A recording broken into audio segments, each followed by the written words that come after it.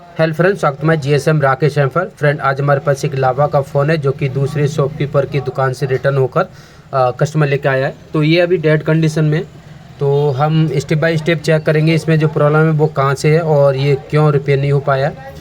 तो सबसे पहले हम चार्जर लगाएंगे 6 पोर्ट चार्जर में, देखेंगे कि यह अभी क्या मिली एम्पियर उठा रहा है, एम्पियर ये मिली एम्पियर ले रहा है। तो ध्यान से देखिएगा 6 पोर्ट चार्जर में यहाँ पर 10 मिली एम्पियर ले रहा है। मैंने अधिकांश 10 मिली एम्पेयर 20 मिली एम्पेयर में देखा है कि फ़ोन शॉर्ट होता है, या फिर सैमसंग के फ़ोनों में 10 milliampere 20 milliampere show होता है, तो उसमें सीपीयू या फिर उसमें eMMC UFS का प्रॉब्लम होता है। तो अब देखना ये फ़ोन है कि इस फ़ोन में आखिर शॉर्टिंग है या फिर और कुछ फॉल्ट है। वैसे कस्टमर ने बोला था कि इसमें कैमरे की जगह से पानी चला गया था, बारिश में भीग गया था। तो पानी में गया हुआ है तो 100% नहीं तो 99% तो सेट शॉर्ट होगा ही होगा। वाटर डैमेज होने में सेट शॉर्ट ही होता है। तो देखेंगे कि इसमें जो प्रॉब्लम है वो कहाँ से है। और दूसरी बात एक मैंने ये भी देखी है और आप लोगों के लिए भी बता दूं, अगर वाटर डैमेज फ़ोन आता है तो कस्टमर से पहले आप तय कर लो कि भाई फ़ोन तो रिपेयर हो जाएगा।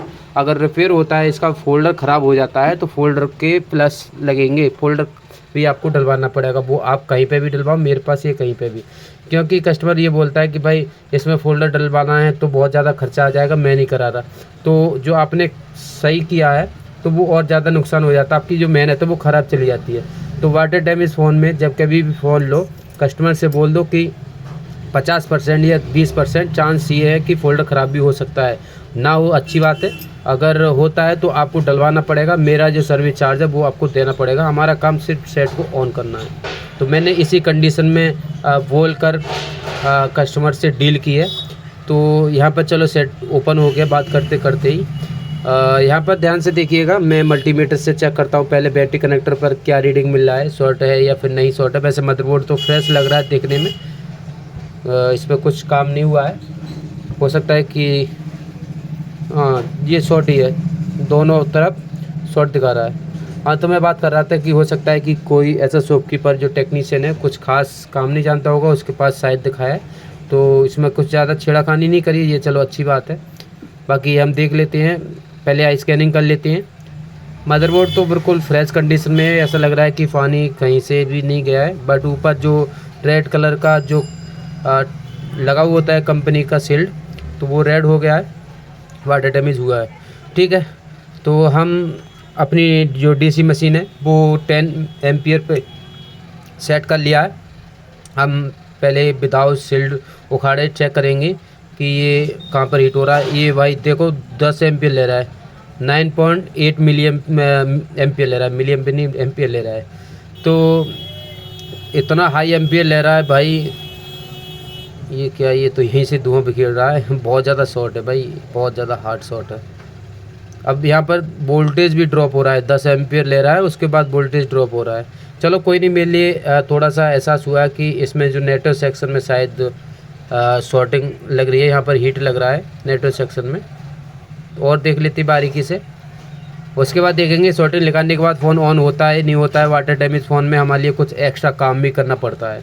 वो क्या क्या करना पड़ता है वो तो सेट ऑन होने के बाद पता चलता है। किसी किसी फ़ोन में, वाटर डैमेज फ़ोन में होता क्या है कि लाइट काम नहीं करता है, डिस्प्ले काम नहीं करता है, और हमारा स्पीकर, चार्जिंग, बहुत सारी प्रॉब्लम बन जाती है वाटर डैमेज फ़ोन में। तो कस्टमर से वाटर डैमेज फ़ोन को अच्छे से डील करा करो। कभी कभार हमारे लिए नुकसान पड़ जाता है, नुकसान तो नहीं है बट कमाई नहीं होती है, काम ज़्यादा करना पड़ जाता है। तो इस फ़ोन में मैं अपना ही बता देता हूँ। इस फ़ोन में मैंने कुछ ज़्यादा भी नहीं बताया और कम भी नहीं बताया। मेरा जो कस्टमर से डील है वो 700 रुपये डील है इस फ़ोन में। अब देखना ये है कि ये ओनली शॉर्टिंग निकलने के बाद ही फ़ोन ठीक हो जाएगा या नहीं होगा, मगर मुझे लगता नहीं। वाटर डैमेज फ़ोन में कुछ एक्स्ट्रा भी काम करना पड़ता है। तो यहाँ पर पीछे की तरफ 4GPA लगा, तो 4GPA में तो BPS लाइन जाती है, BWAT की नहीं जाती है। 2GPA में BWAT की लाइन जाती है, तो वो ऊपर है। तो यहाँ पर कैप हमारे लिए दिखाई दिया है एक गला हुआ, तो मुझे लगता है यही कैप शायद शॉर्ट होगा, जो BWAT की लाइन है।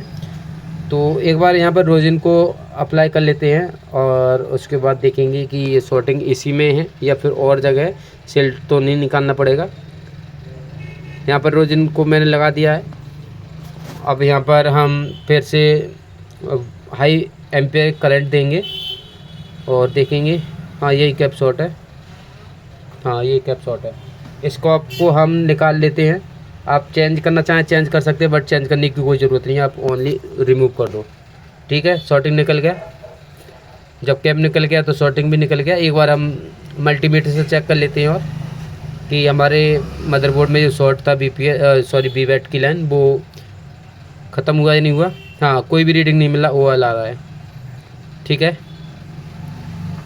अब फ़ोन को हम ऑन करके देख लेते हैं कि हमारा फ़ोन ऑन हो रहा है या नहीं हो रहा है, और प्रॉब्लम सॉल्व हुई है या नहीं हुई है।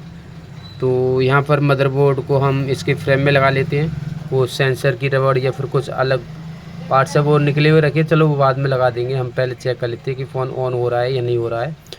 तो हम मदरबोर्ड को लगाते हैं इसके फ्रेम में, बैटरी को भी कनेक्ट कर लेते हैं और देखेंगे फ़ोन ऑन कंडीशन में पहुंचा या नहीं पहुंचा। तो हम पावर बटन दबाते हैं,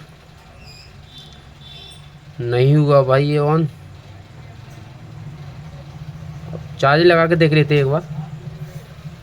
चार्जिंग में पहले 10 मिली एम्पीयर ले रहा था, अब क्या ले रहा है, ये 60 लिया और 60 के बाद 0 हो गया। थोड़ा सा वेट करते हैं, हो सकता है चार्जिंग लोगों के लिए टाइम लेता है। जैसे सैमसंग के फ़ोन में एम्पीयर चला जाता है, चार्जिंग चलने के बाद एम्पीयर आता है। हाँ देख सकते हैं 130 ले रहा है, यानी कि ये ऑन कंडीशन में है फ़ोन अभी।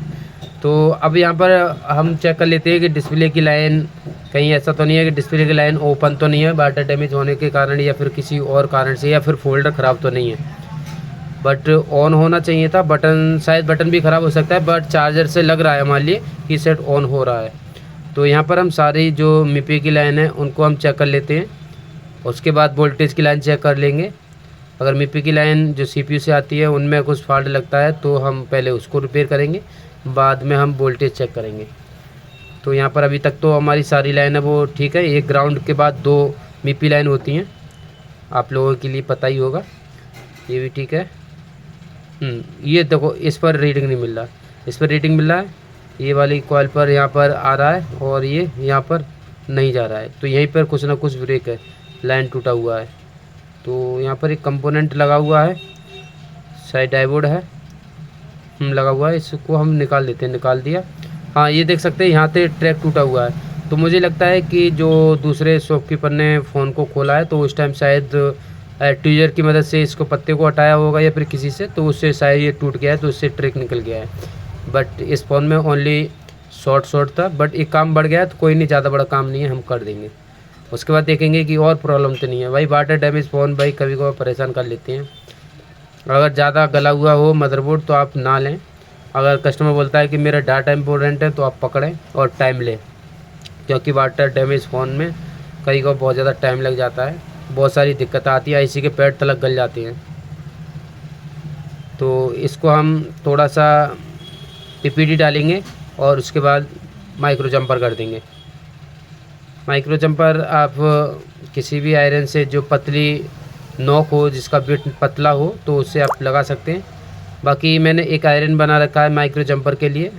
आप उस तरीके का आयरन बनाना चाहते हैं माइक्रो जंपर के लिए बना सकते हैं, बहुत सस्ते में और बहुत अच्छा काम करता है। बट मैं अभी यूज़ नहीं कर रहा हूँ उसे, बस ठीक है काम करता है।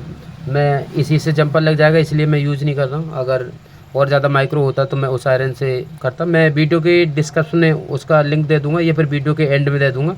आप इस वीडियो को देखकर आप उस आयरन को बना सकते हैं। बहुत ईजी बन जाता है और अच्छा काम करता है माइक्रो जंपर करने के लिए। ठीक है, यहाँ पर हमने माइक्रो जंपर कर लिया है। जंपर करने के बाद यहाँ पर क्लीन करना ज़रूरी होगा, क्योंकि हमने PPD को यूज किया है। जहाँ कहीं भी आप PPD यूज करें तो वहाँ क्लीन ज़रूर करें, ये चीज़ ध्यान रखें, क्योंकि PPD शॉर्ट कर देता है। PPD में शोल्डर होता है तो वो शॉर्ट कर देता है। तो इस चीज़ को आपको ध्यान रखें कि क्लीन करना बहुत ज़रूरी है। ठीक है, हमने यहाँ पर क्लीन कर लिया है और यहाँ पर ये थोड़ा सा डस्ट फस्ट सा निकाल देते हैं। हाँ ठीक है, हो गया क्लीन। अब टेस्टिंग की बारी है, टेस्टिंग कर लेते हैं, देखते हैं फ़ोन ऑन होता है नहीं होता है। ये फ़ोन अभी भी ऑन नहीं हो रहा। मुझे लगता है कि इसका शायद पावर बटन वाटर डैमेज से ख़राब हो गया है। तो हम यहाँ पर टेस्ट पॉइंट दे रखे हैं, तो यहाँ पर हम टेस्ट पॉइंट शॉर्ट करके भी ऑन कर सकते हैं। फ़ोन ऑन हो चुका है। हमारा जो फ़ोन था वो डेड कंडीशन से ऑन कंडीशन में पहुंच गया है। अभी इसमें और भी प्रॉब्लम रह गई है, जैसे कि ऑन ऑफ पत्ता, तो वो हम बाद में कर लेंगे। फ़ोन सेकंड लोगों पर पहुंच गया है और यहाँ पर ऑन हो रहा है। हाँ, फाइनल ऑन हो चुका है। टच चेक कर लेते हैं। वाटर डैमेज में टच का भी प्रॉब्लम आ जाता है कई बार, बट काम कर रहा है। तो हमारी जो सेट में प्रॉब्लम थी, डेड कंडीशन में था ये, वो सारी प्रॉब्लम सॉल्व हो चुकी है। तो ये वीडियो आपको कैसा लगा कमेंट करके ज़रूर बताना और हमारे चैनल को ज़्यादा से ज़्यादा सब्सक्राइब कर लेना। तो आज के लिए इतना ही, मिलते हैं नेक्स्ट वीडियो में। Thank you.